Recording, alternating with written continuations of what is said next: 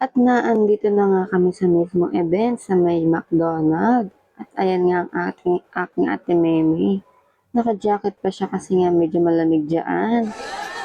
At naglaro na nga sila ng kanyang jacket dahil nga nagpalaro na si ma'am ng by group. Yun ang nilaro nila. At nanalo pa nga siya dyan. Diba, hindi siya umaalis sa kanya mga kaibigan. Alam na alam niya yung mga larong ganyan. Diba, ang nanay ang hindi yung mga bata dahil nga naghihilahan. May mga natanggal na nga dyan. Yan ang aking ate Mimi na naka-stripe. Black and white na damit. Ito yun, no? Pagkatapos nga ng mga batang maglaro ay mga nanay naman syempre, no? Kahit bata ang may party, may nanay pa rin ang ano. Andiyan nga may natawag na si ma'am na para fall. Ang next dyan na tatawagin ay ako.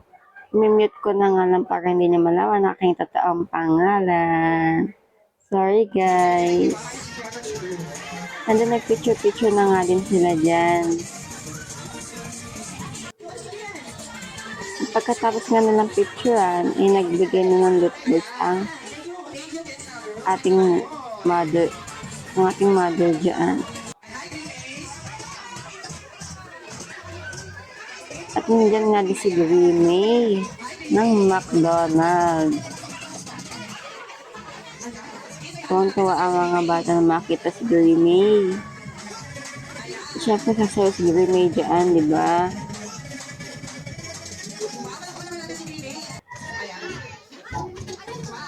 And nag-picture din sila, syempre. Hindi mawala ang picture taking with the kids. And nagpaal na nga din agad si Grimmy dahil nga napagod siya magsayaw. At nagbigay na din si ma'am ng mga regalo para sa mga bata. Inuna niya ang girls. Ayan. Yung iba nga ay namimili pa ng mga regalo.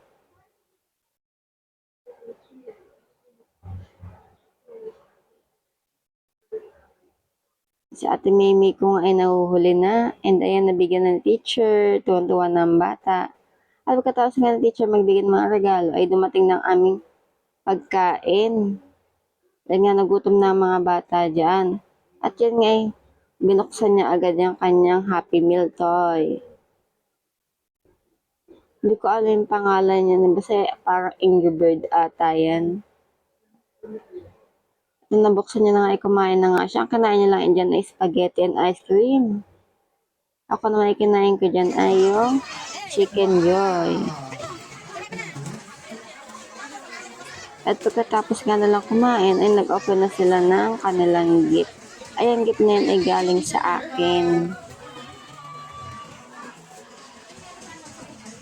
Tinutulungan ko na nga siya magbukas kasi nga nahihirapan siya magbukas dyan. Nakasimangot na, di ba?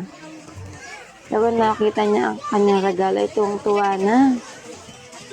Dahil mga ganyan laruan ay gustong-gusto niya malututuan. Ito yung mga regalo ay galing kay teacher.